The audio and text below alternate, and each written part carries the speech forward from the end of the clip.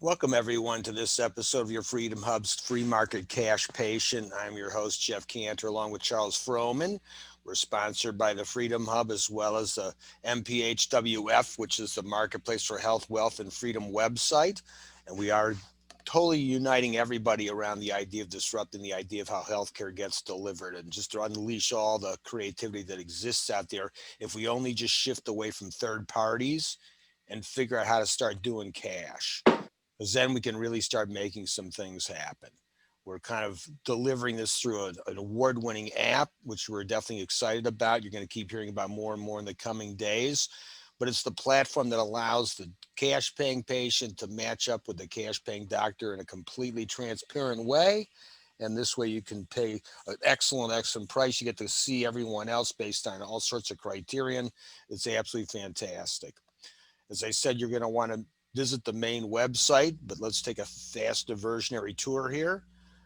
First off, we definitely have the app is featured on this particular page within the site. So this is the health tab here. When you get over to that link, as you scroll down, you'll see more about it and hear about the app and all the rest of the stuff. You'll find out about some great videos. Everything's in here. And then again, if you hover down here, here's the revolution in healthcare. And this gets more specifically into that program and how all of that works. But if you come to that home page, when you hover over this, pertinent to today is the information tab. Here we go. This is where it shows all of the speakers, both earlier today, right now, also tomorrow.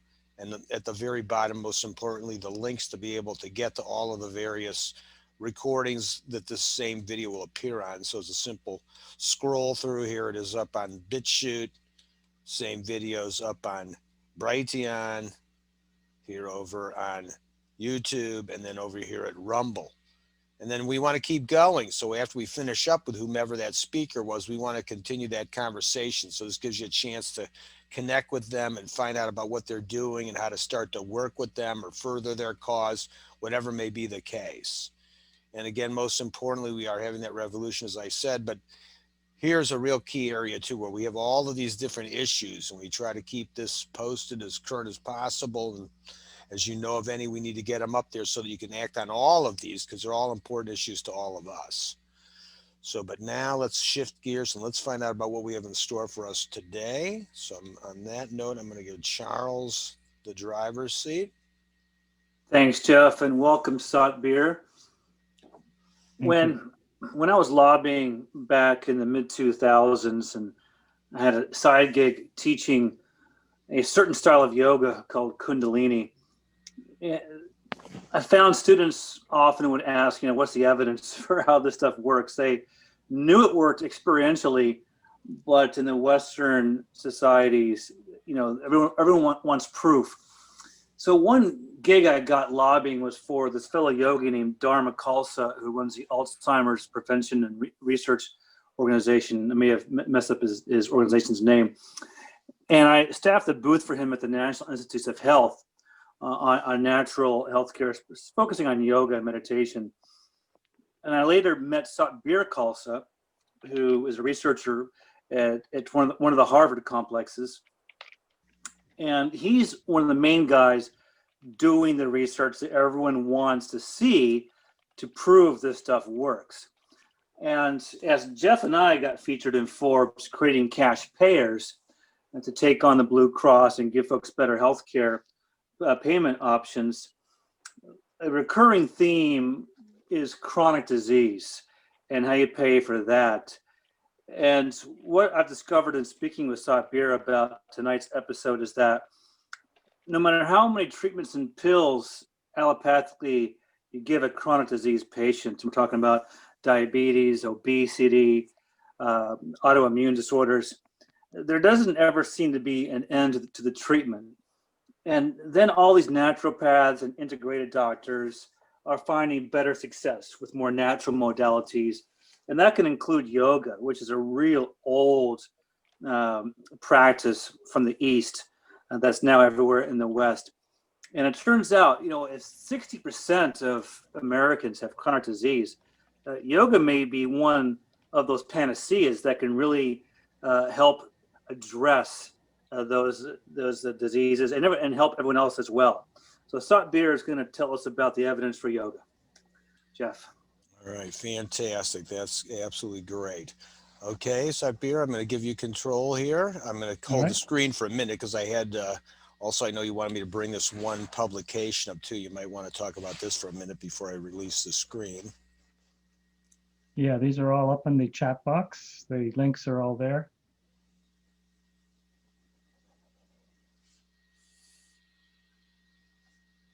Okay, I am now officially giving you the floor. Okay, thanks very much. And thank you, Jeff and Charles, for this opportunity to share some of my work and ideas with you all. So I am a full-time yoga researcher, assistant professor of medicine at Harvard Medical School. And I'm also the director of yoga research for the Yoga Alliance, which is the largest yoga organization with 80,000 members. I also am director of research for the Research Institute. I work with the International Association of Yoga Therapists as their editor-in-chief of the International Journal of Yoga Therapy. I not only conduct research myself, I also promote research on yoga through a symposium on yoga research annually, through the textbook. We'll talk about the principles and practice of yoga in healthcare, and I lecture extensively on the science behind yoga.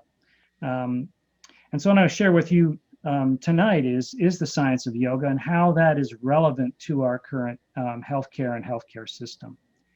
But the first thing I want to start with is just to familiarize you with the popularity of yoga. These are statistics from a national government survey showing that in 2017, over the past year, 14.3% of US adults had practiced yoga within the past year.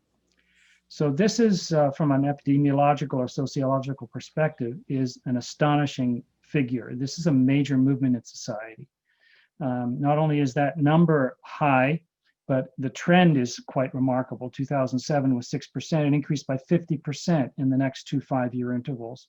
So this is really a remarkable increase in the popularity of yoga. It's a cultural phenomenon. People are voting with their feet.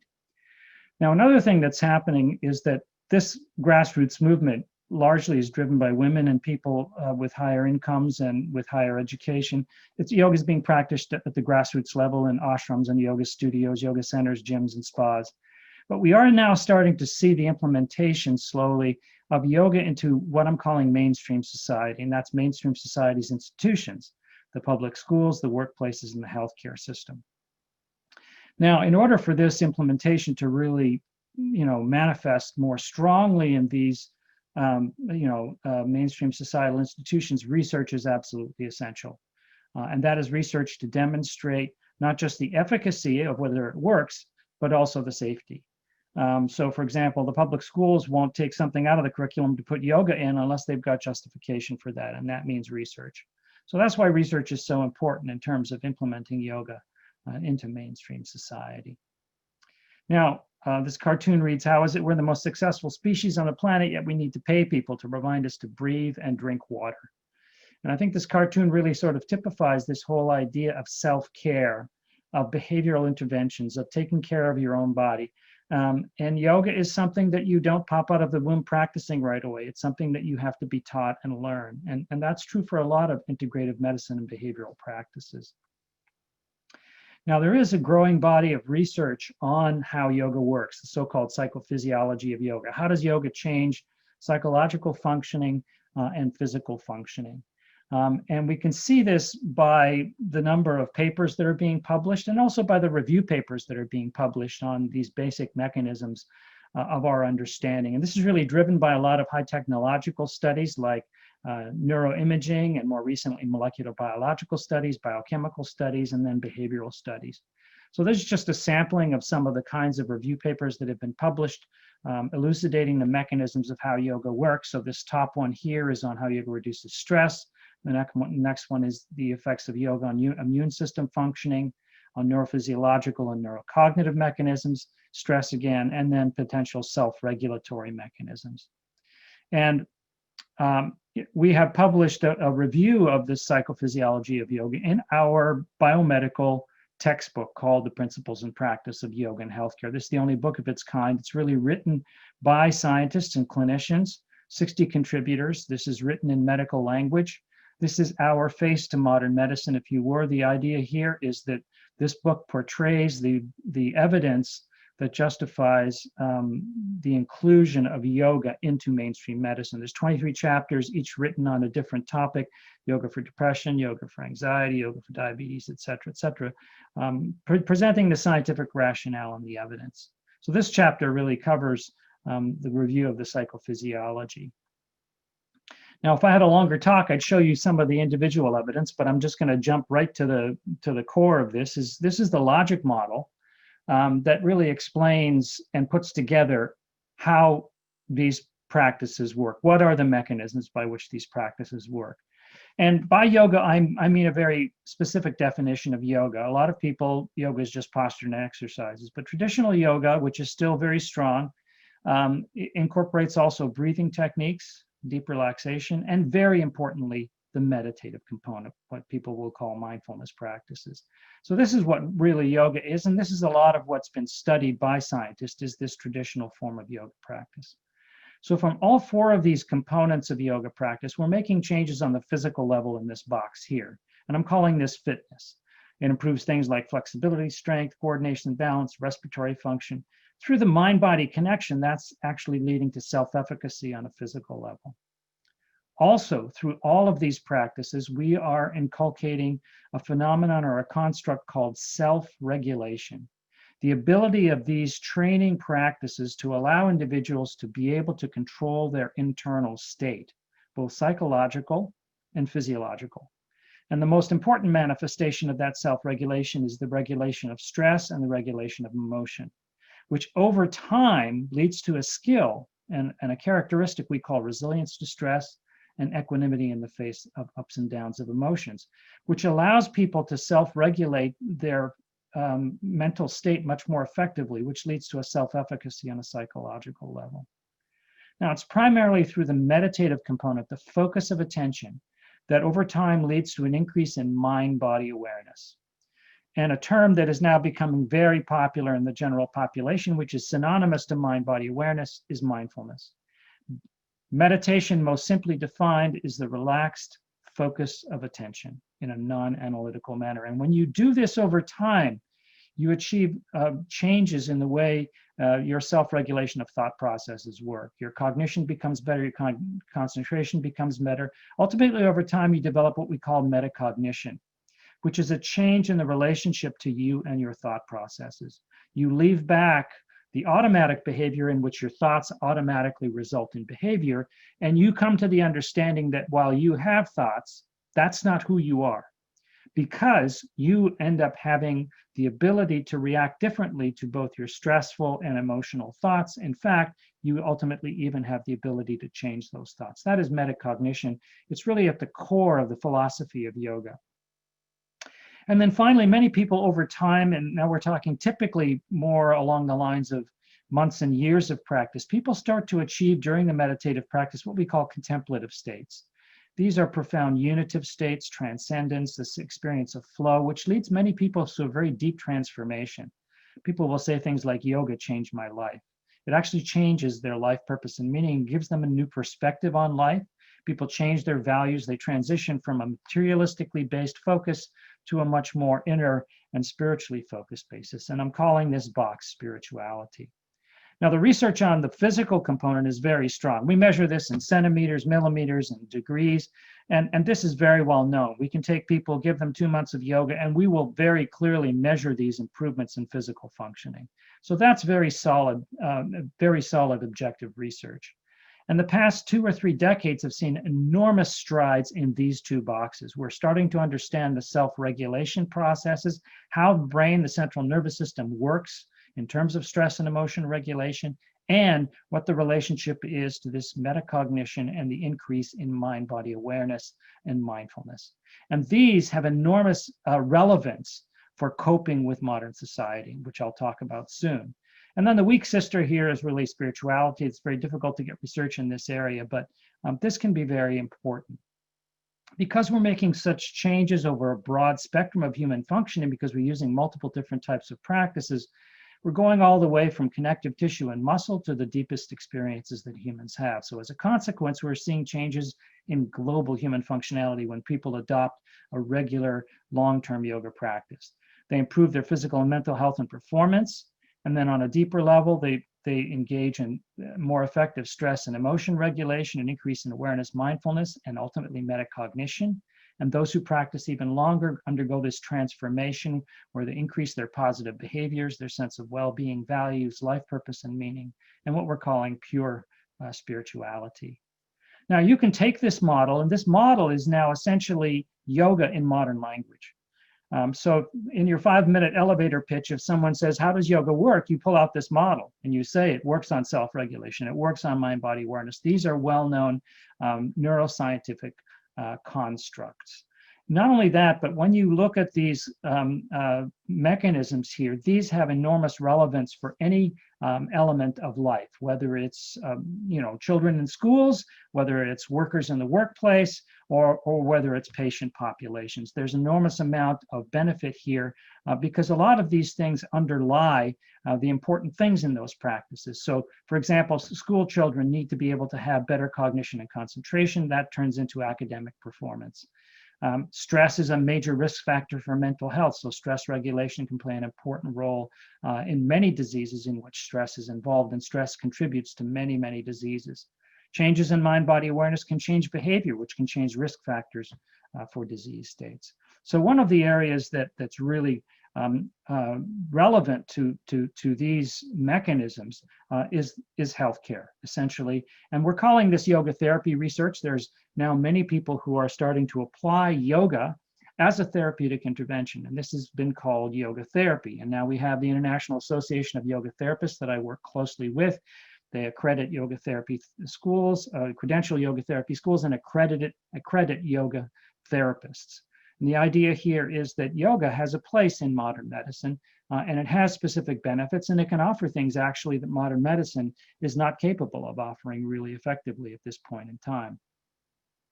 This field is growing dramatically in terms of the research. So this is a bibliometric analysis we published 5 years ago showing the frequency of publications of studies looking at yoga for specific conditions.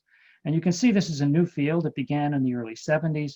But look at the past 10, 15 years, there's been this explosion in the frequency of these publications. And it's not just in the quantity in this purple curve. This orange curve represents what we call the randomized controlled trials, which are sort of the gold standard, stronger research trials with much more confidence in the results. So it's growing both in quantity and quality, and this does not seem to be letting up. In fact, there's now a number of yoga research journals. I'm the editor of this journal, which has been around for 25 years. But there are now a number of yoga journals, particularly in India, which are now publishing a lot of these new trials that are coming out. And of course, I mentioned already this book, The Principles and Practice of Yoga in Healthcare. We would not have been able to put this book together unless it was for this dramatic increase in the amount of research in this field. Now, yoga is a part of a broader movement that we have, we can refer to and has been called complementary and integrative medicine. And the Academic Consortium for Integrative Medicine and Health is the largest organization in the world that represents this field and promotes it in modern medicine. And as you can see, mind-body practices, this meditating image is very clear. It's a strong part of integrative medicine. It's a very valuable technique, as are a number of other techniques such as Ayurveda, Chinese medicine, chiropractic, etc. The National Center for Complementary and Integrative Health is our National Institutes of Health Center that represents complementary and integrative health. They fund research on complementary and integrative health, and they are also sort of the federal spokesman for information on integrative medicine through the research that's been done. Now, it's also growing in that respect with respect to yoga. Is yoga's recognition in the National Center for Complementary and Integrative Health. At a recent meeting that we had of our International Association of Yoga Therapists, the former director of NCCH, Josie Briggs, was a keynote speaker. I met with the board of the International Association of Yoga Therapists, and we met with the executive of the National Center for Complementary and Integrative Health to discuss yoga. And this remarkably was an all-day workshop that was targeted at the evaluation and the science behind yoga for children and adolescents. And what you can see here is all of these people at this table are scientists. We started the whole long-day workshop session with a meditation. This gives you a sense of that this whole idea of integrative medicine is starting to percolate into our major medical institution. This was a fantastic presentation that took place at the National Institutes of Health. It was our former Surgeon General, Vivek Murthy, and the NIH Director, Francis Collins, who had a seminar. And the seminar was under the topic of chronic stress. And it's really worth going to the website. The link is pasted here. You can go to this website and see the entire video. And they talk about this epidemic of chronic stress.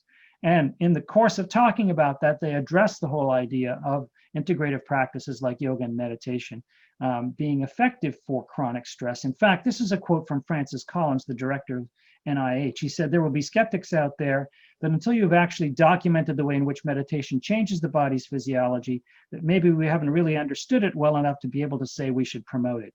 I am not sure I would agree with that. So this is our NIH director actually avowing in public that he's not skeptical about the benefits of meditative practices, which is really remarkable, because if you'd asked me 30 years ago if an NIH director would be open to the idea of meditation and yoga practices, I would have said absolutely no way. So the strides we're making in the recognition of the value of integrative medicine and yoga practices are really remarkable. Another example is that this is being now considered in medical schools. In fact, Harvard Medical School determined that given the burnout epidemic that we're facing in our medical care providers and our medical students, that all first-year Harvard medical students would undergo a mind, body, and resilience training course before they started their medical career. So I found myself teaching yoga to first-year medical students, showing them the science, taking them through a brief yoga practice, and then advising them on how to establish a regular yoga practice.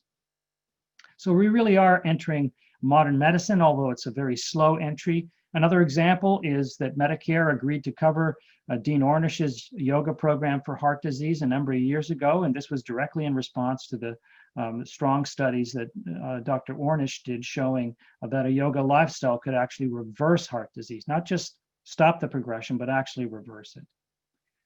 So this cartoon reads, okay, your posture is very good. Now relax, concentrate, and slowly let go of your cell phone. So this is stage one, first day on yoga therapy treatment. Now I want to bring us to the place I think that yoga has the most potential impact, and that is in the idea of yoga and health and prevention. And this is very timely because we are facing right now internationally an epidemic of so-called non-communicable diseases. These are lifestyle diseases. They're due to lifestyle behaviors. They're chronic diseases, and they are preventable. So from the World Health Organization, NCDs are by far the leading cause of death worldwide. In 2016, they're responsible for 71% of deaths which occurred globally.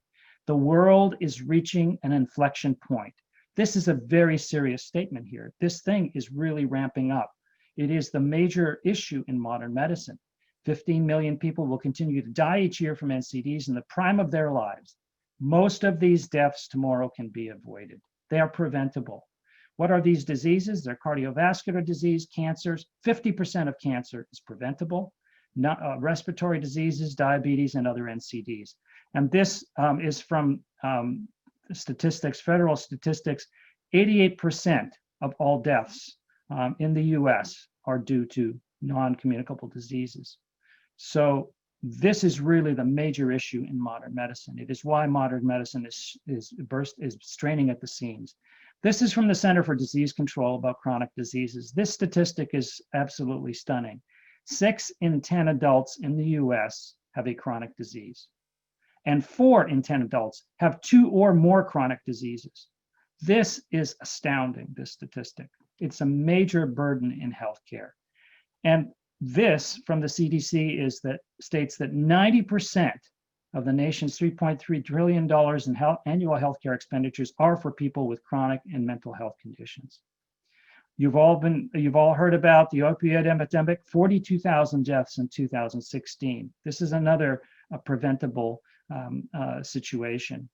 And then we are also suffering from an epidemic in chronic stress, which I view as a major contributor to the factors that underlie chronic disease.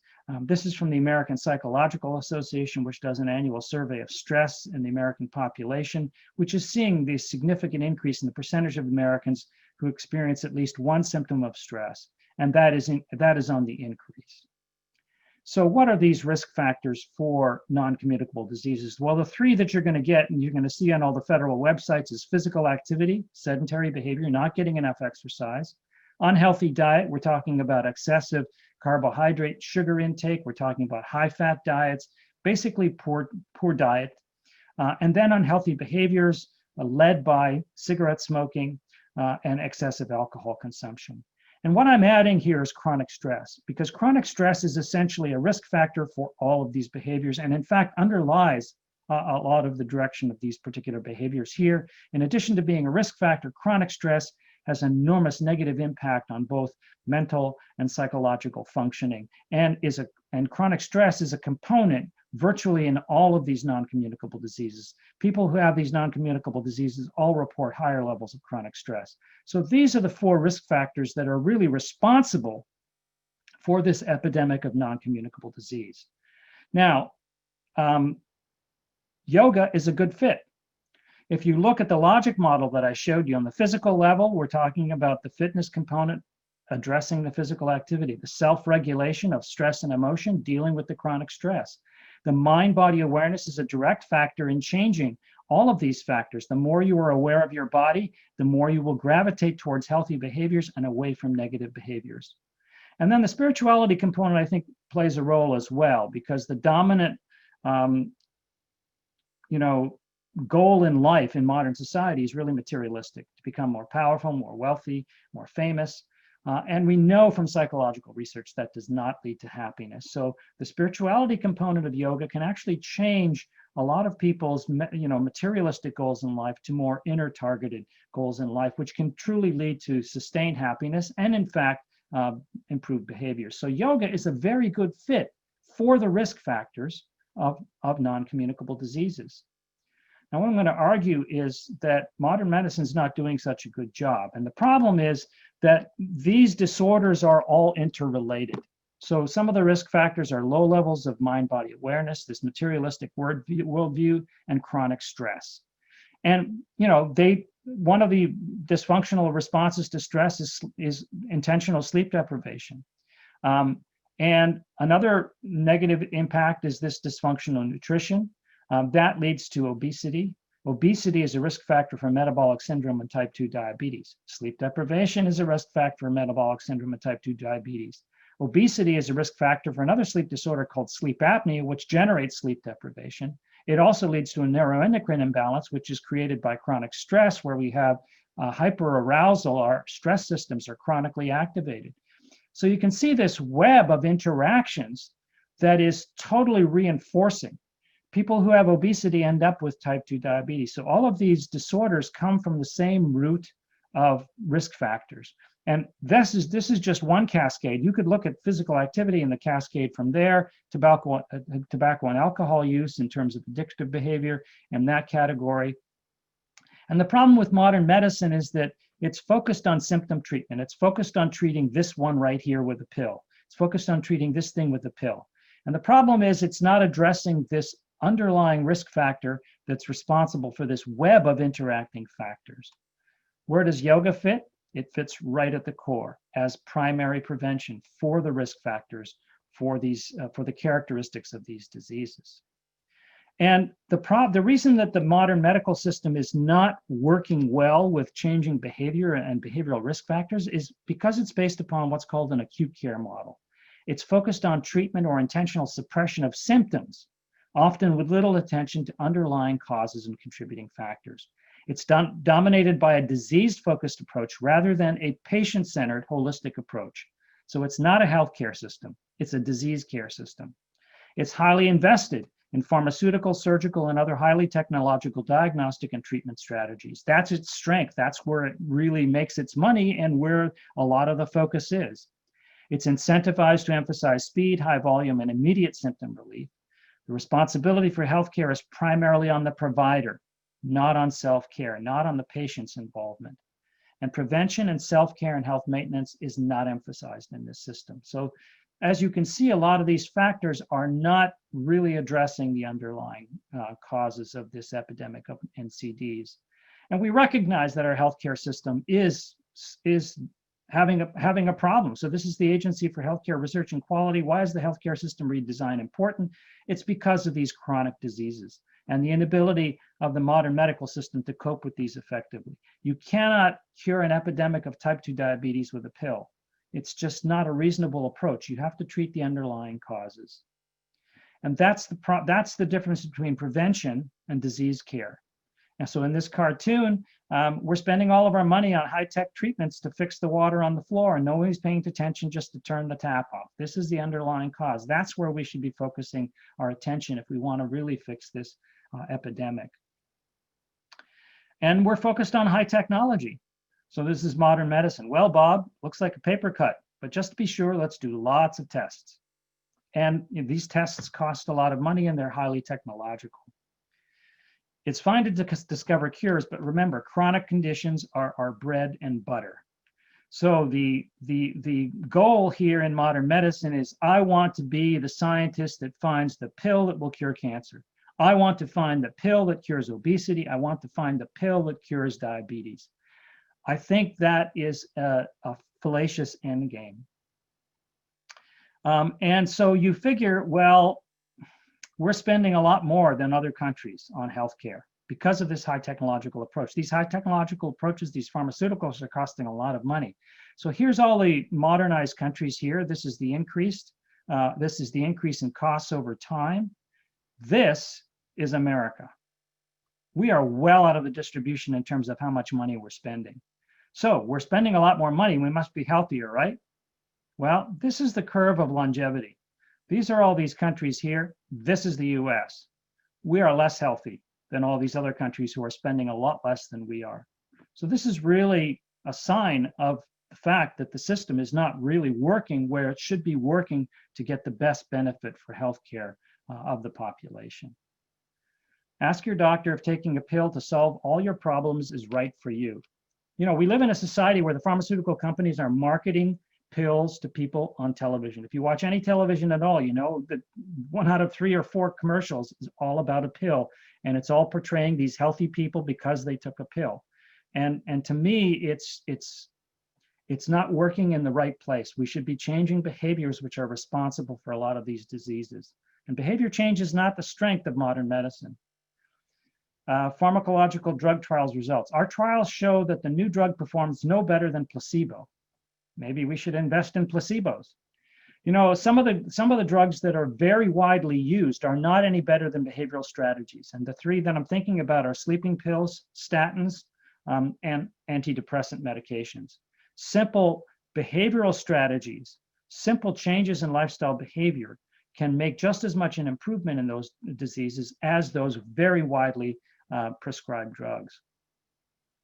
And prevention just totally makes sense. I mean, if you invest in prevention early in life and given people healthy lifestyle strategies, you will reduce the trajectory of chronic disease risk over the course of the lifestyle. If you don't, and you try and offer these lifestyle interventions later in life, you don't get as much bang for the buck because a lot of damage has already been done.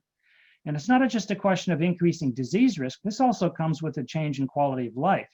I mean, getting a diagnosis of heart disease is not something that's going to improve your quality of life. It's associated with a lot of decrements in quality of life.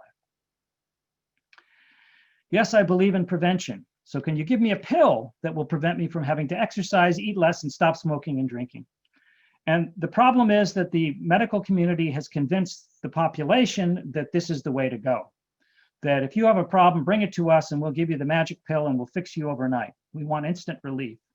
And the patients are basically in the situation where the doctor is the one that prescribes the surgery or the pharmaceuticals, and the patients don't have to do anything. So don't tell me I have to do anything. Just give me a pill. I want to get this over with so I can get back to doing what I was doing. The responsibility is inappropriately on the medical professional and much less on self-care. Are you eating properly and getting plenty of exercise? And of course, you know, the doctor's not doing so well himself. I mean, this is the major prescription for lifestyle change that you do get in modern medicine. It's a prescription. You need to change your diet. You need to get more exercise. You need to stop smoking. You need to stop drinking so much. You need to get better, you know, take care of your stress. And these are instructions that are provided to the patient without any skill set. The patient goes home to the same environment, the same stressors, and fails. And then the doctor comes back and says, you know, you're going to die if you don't make these changes. You got to make these changes. And that is the problem. You know, the way modern medicine is trying to change lifestyle is not terribly effective. Stop overeating, stop drinking, stop staying out late, stop fighting, stop worrying, stop eating sweets, stop gambling. This is what the doctor is saying to the patient. Comes home to the wife. What did the doctor say? I don't know. I stopped listening. This strategy of basically just providing a prescription of what people should do is not effective without giving them the means to succeed. What fits your busy schedule better? Exercising 1 hour a day or being dead 24 hours a day? The whole idea of guilt and fear only works so far with patients. And you really need to provide them with opportunities. So does yoga provide such opportunities? Well, there is evidence. This is from long-term yoga practitioners. They report better general health. Most of them don't smoke. They have higher levels of physical activity. And on mental health, many more claim to have a flourishing mental health compared to the general population. It's almost twice as much.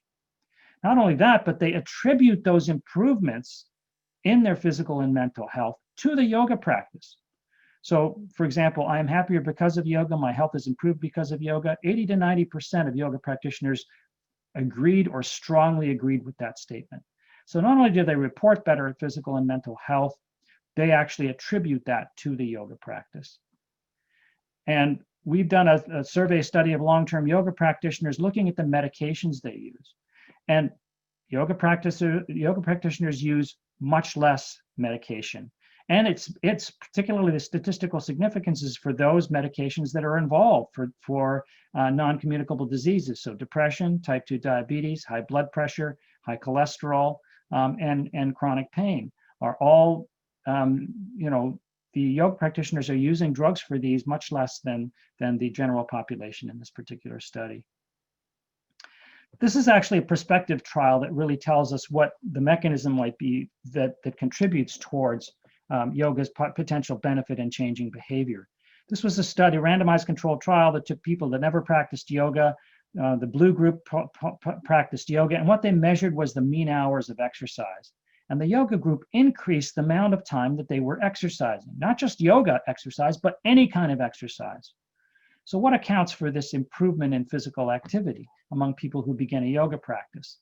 And the authors concluded that the acute feeling responses to the yoga classes were favorable, may have been a key contributor to participants' improved perceptions of ability, which may have further fostered adherence. So the better you get at the physical aspect of yoga, the more confident you are to practice physical exercise. The participants reported increased self-awareness as a result of their experience. So this improvement in mind-body awareness and mindfulness makes people more sensitive to the benefits that they get, the rewards they get from exercise. And as they experience those rewards more intensively, they are attracted to do more exercise. So this is behavior change, not from the top down like modern medicine, you should do this, but from the bottom up, I want to do this because it makes me feel better. Another example of this is a recent study by my colleague Ann Cox. And what she did was a study looking at individuals who were experiencing their desire to do physical activity. It's called intrinsic motivation for physical activity. the sense that people want to exercise. They have an intrinsic motivation from the bottom up that they want to practice yoga. So this is a control group that did not practice, and this is a yoga group that did 16 weeks of yoga. And you can see at baseline, their values are fairly low, but look what happens after 16 weeks. This intrinsic motivation for physical activity increases over time. And this is driven by a number of factors that yoga provides, and one of those is mindfulness and self-compassion. And a better perception of one's body. So yoga actually has the factors that can make the kinds of changes that are necessary for behavior change in a successful way, as compared to the sort of the top-down model in modern medicine. So a lot of my research has been actually funded by the National Center for Complementary and Integrative Health. I also work with the International Association of Yoga Therapists, who promotes this practice of yoga and the application of yoga as something that's valuable in modern health and wellness. I'm also the director of research for the Kundalini Research Institute, which supports the style of yoga I practice. And I'm also the director of yoga research for the Yoga Alliance. And what we're doing here is promoting the science of yoga. And so if you go onto the research pages, you'll find a collection of research reprints, including all of the review papers that have been done. And we've done a number of webinars where I describe the research on yoga for a variety of different physical and mental conditions. And we have a number of other research videos as well. And this is where we are in modern society. This is this epidemic of non-communicable disease. And the problem is we don't have the strategies early in life to cope with the behavioral dysfunction that's happening. And if we can do the research that shows that yoga has a positive benefit, is preventive in nature, and we can provide this to our children and our adolescents earlier in life, hopefully over time we can change the outcome of this cartoon from this to this. So thanks for your attention, and I'm happy to answer questions.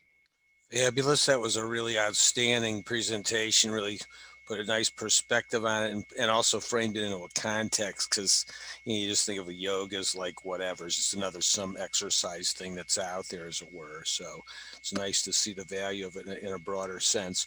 We have a number of medical professionals on here today, so I'd certainly like to get some feedback from some of them. So please feel free to raise your hand there. I see Charles has his hand up. Sure. Thanks, Jeff. And yes, up here, that was great.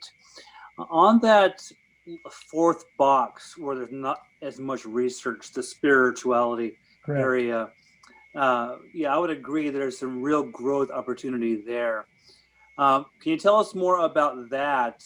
And if I may specifically highlight a concern around that some of a more fundamentalist nature in this country might have, preventing them from considering yoga because of what they may be taught in their church about yoga's origins.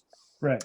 Is there I mean, if 6 out of 10 Americans suffer non-communicable diseases that are preventable, probably from yoga, do you foresee any kind of spiritual barrier to them giving yoga a chance, which may be their only hope to get their life together because of some concern with some tie to the East? Well, I distinguish spirituality from religiosity. And that's a very important distinction, because what the argument is that I'm a Christian, I'm not allowed to practice yoga because it's a Hindu religion. Well, yoga is not a religious practice. And the reason I say that is because religion and religiosity is based upon a set of beliefs. You believe in a deity, believe in a set of principles, and you aspire to those beliefs, and you have faith in those beliefs, and those guide your life. In yoga, there are no beliefs. There's only the practice. And you do the practice, and the practice changes your physiology and changes your experience in life. So it's a mind-body practice, and it's not based upon beliefs. So therefore, it is not a religious practice. Now, it may have its origins in India, but so does mathematics. That doesn't mean that, I can't do mathematics because it was started in India. I mean, the place of origin doesn't matter. This is a biological phenomenon. Yoga is biology. And when you do these practices, it doesn't matter what you believe. In fact, we've had populations that we study in which the participants believed that yoga was a waste of time. And one of those populations was veterans who had post-traumatic stress disorder. And we were offering money to participate in the trial. So we had veterans who were coming into the trial for the money. They thought this was a bunch of nonsense. And, after the yoga intervention, they're saying, oh my God, it's totally changed my life. I thought this was a joke. And by the same token, we've had yoga implemented in school settings where it was applied by the school. So it was mandatory. And we had 18-year-old boys going, this is nonsense. I don't want to practice this. This is for girls. I mean, this is sissy stuff. And then, 4 weeks later, they're trying to convince their friends who weren't practicing yoga of the value of it. So you can believe it doesn't work. It still works. It's biology. So that's the issue here. And I think that ultimately will show its value. Nice response there. There's a little sidebar though, as a quickie. What kind of drew you into this? I mean, now it's kind of finally, it's like, wow, it's finally arrived. It took a few days for it to occur, but how'd you see it so far back? Well, I mean, I wasn't focused on the medical aspect when I began yoga practice. I was more interested in the contemplative experiences. I mean, I was a child of the 60s. I mean, I was part of the counterculture. I was a suburban hippie, and I was interested in these, altered states and this spiritual, a new spiritual path. And I was looking for a contemplative practice. And I came upon yoga because yoga not just didn't work on just cognitive functioning like meditation does. It worked on the breath, it worked on the body, it worked on diet, it worked on everything, which made a lot of sense to me. So I came to yoga for that purpose. I had an interest in science, and my original interest was to study these contemplative aspects of yoga practice. Now, the problem is nobody was funding that, so you end up doing the research that you can do. And what's the research you can do? And that's yoga for insomnia, yoga for trauma, yoga for schools, yoga for the workplace, yoga for generalized anxiety disorder. That's what you get funded for. And so that's what I've been doing the research on. Very good. Charles, I see you had a follow-up. Yeah, so what kind of research do you foresee for that underutilized box of spirituality? And then also talk a bit more about the mainstreaming of it into those boxes you mentioned, school and the workplace. The workplace especially I'm curious about. Yeah, so we've done a number of trials of a yoga program that's developed by the Kripalu Center for Yoga and Health. Two of our recently published studies were done on, one was done on Harvard Medical School physicians to address burnout. So we did this on site at the hospital here in Boston and showed statistically significant reductions in burnout, in chronic stress, improvements in resilience, and improvements in mindfulness. And then we did another study that was focused on medical residents, Harvard medical residents. And again, we saw the same kinds of findings, improvements in burnout and reductions in stress. So it does work in the workplace.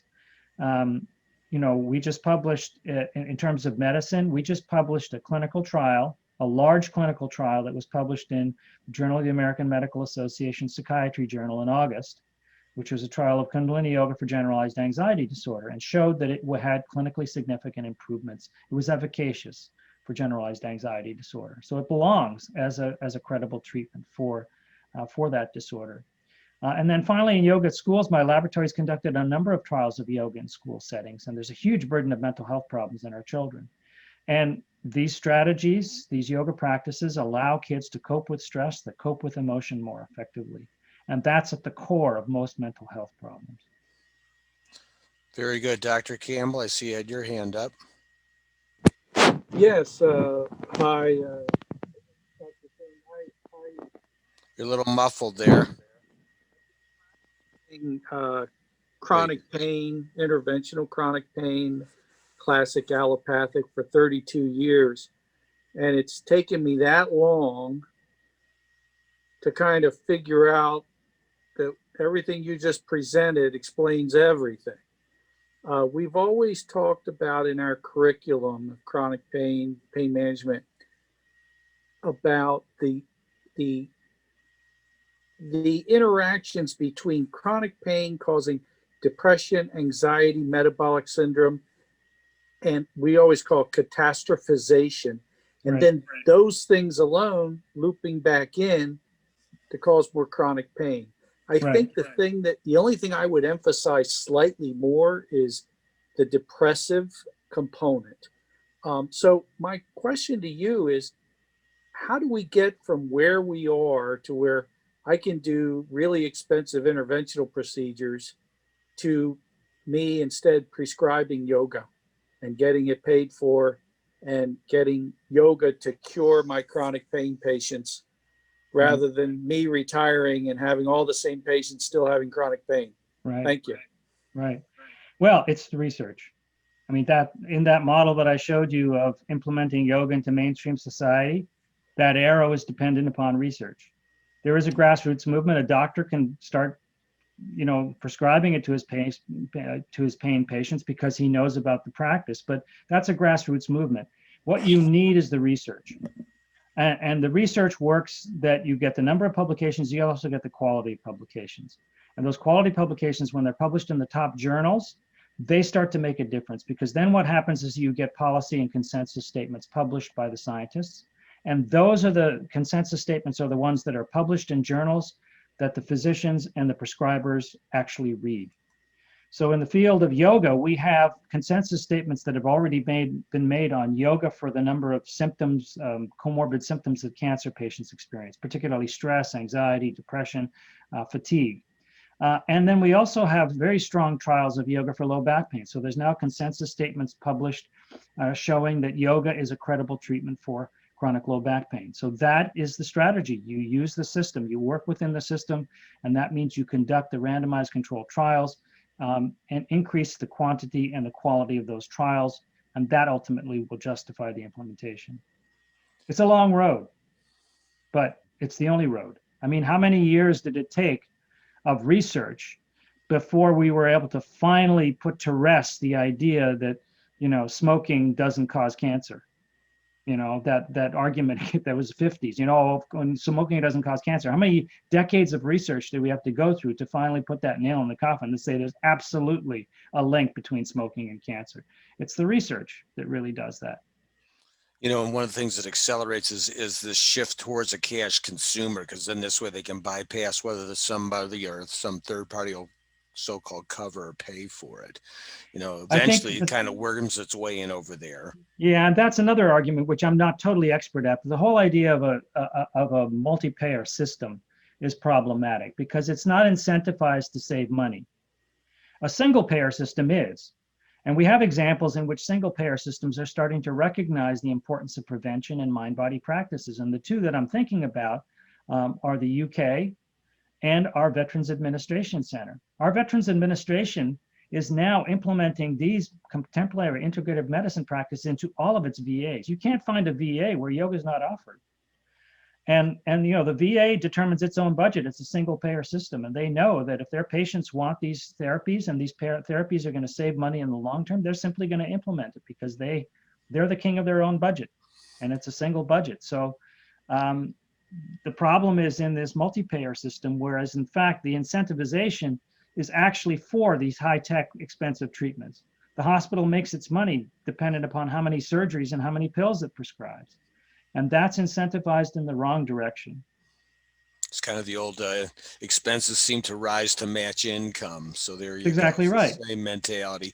So let me ask you this, just from a general standpoint. Let's say you're not trying to treat some chronic disease, but it's just a person who's relatively young or in good health, let's say, and they just want to do something to just ward everything off. How much time does that require, and how many days a week would you engage in that? So you can generate the relaxation response, the sense of this ease, the reduction in stress. I mean, this can happen within 5 minutes. Certainly it happens within a yoga class. That's why people go to yoga class. That's why it's popular. You go to yoga class at the end of the day so that you can relax and enjoy the rest of your evening. And a yoga class will carry that buzz, that sense of deep relaxation for a couple of days, and then you got to do another one. So, I mean, if you do one yoga class a week, you will sort of barely sense a change, but it'll be a positive change and you'll notice it. If you do 2 yoga classes a week, you will definitely notice a change in your ongoing level of stress and emotion regulation. If you do 3 yoga classes a week, it's absolutely guaranteed. But you got to be regular and you got to be consistent. I mean, this is the thing. This is not what the modern medical system has convinced the patients. The patients sit back, I can do anything I want. I'm going to sit on the couch, eat potato chips, and watch TV. And if I have a disease, I want a pill that fixes it so I can go back to watching TV. And I don't want to have to do anything. Don't tell me to exercise. You fix it. It's your fault. It's this system where, you walk into a bar, you get drunk, you go out, you drive your car, you smash it up, and then you go back and you sue the bartender. I mean, the responsibility in our healthcare system is misplaced. There's got to be a lot more responsibility on the individual's healthcare maintenance. I mean, who buys a car and doesn't do an oil change? I mean, you have to take care of a car, and you have to take care of your body. This is self-care. This is something that Herbert Benson always described as the three-legged stool of modern medicine. One leg is surgery. We need that. Another leg is pharmaceuticals. They do come in importance in certain cases. But the third leg's got to be self-care. Otherwise, the stool falls over. Yeah. So if I were using the class model, how long is a class typically? A good quality. Typically, yoga classes are an hour and a half long. Okay, so it's a decent time window. But the other thing you can do is nowadays, of course, with COVID, and this has been going on for a while, you can do yoga classes online. There's many books. I mean, it's good to practice yoga with a teacher so that you can get the practices correct, so you're not doing something wrong. And then you can go to the books and the DVDs and the online classes and practice at home. And it doesn't have to be an hour class. I mean, if you did 20 minutes a day of a certain set of yoga exercises, you would feel the benefit. The issue is regularity and consistency of practice over time. That's really very good. What a great place to end it. Although you were dating yourself a little bit when you said go to those DVDs. For some people, they're like, DVDs, I guess, like what's a DVD? What's a DVD? What's a CD? What's a record? Yeah, I know. I hear you. Exactly. Exactly. So that was fantastic. I really appreciate coming here for us today, and that was very, very enlightening. My pleasure.